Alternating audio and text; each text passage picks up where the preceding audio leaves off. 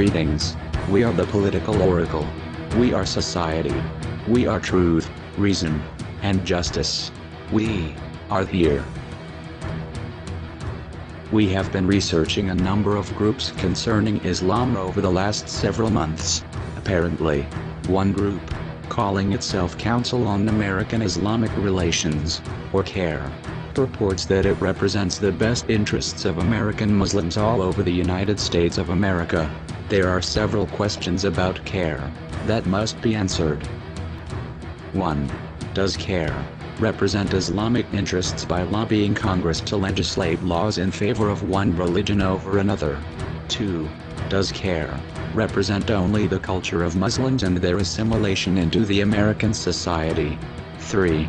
Why is CAIR and Hamas and Hezbollah backing organization allowed to represent American Muslims?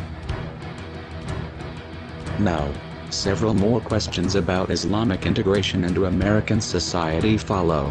1. Why is Bill Gates of Microsoft and Pearson Education involved in the creation of textbooks and testing materials that are considered subversion to American culture? 2. Why are educators of American public schools finding Islamic materials linked to bias towards Islam? 3. Why are children in many of today's American public schools being taught differently from the way our grandparents and parents were taught? A link is provided in the description section to learn more about the 3 questions just asked.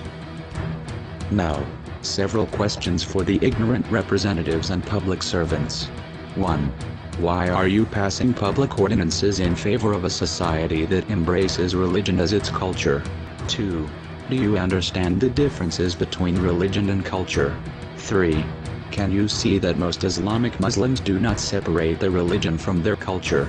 If you do not see the differences between the general behavior of Americans and Muslim immigrants, you should seek counseling to help you distinguish between them before you set out to pass laws that hurt the American public. The First Amendment to the state and federal constitutions is bastardized to the point that there is no unambiguous meaning of religion. That is why we created another video that tells you what religion is not.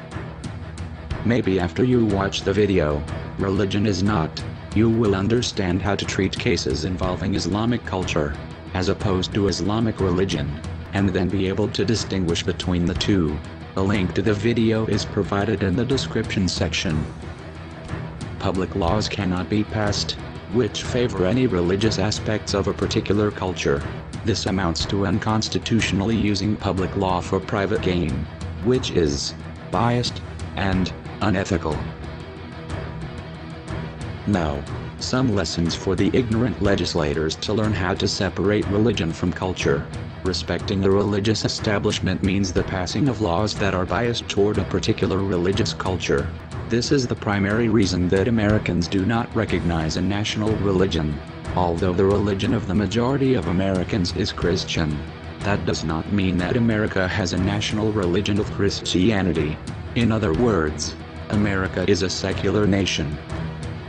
If you are asked to pass a law for any religious society, ask the following questions to test for religious bias.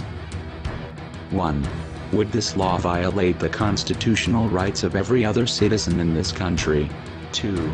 Would this law respect a particular religious establishment if passed? 3.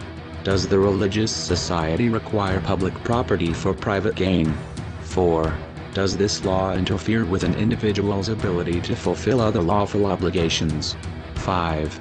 Is this a law that has been taken from religious materials and described as culture?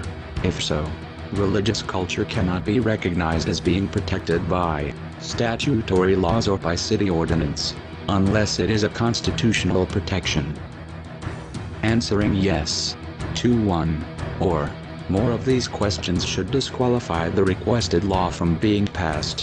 One such example is that a law cannot be passed to require a religious footpath be installed in any public or private space, because these footpath stations target special interest religious groups, but not any other groups.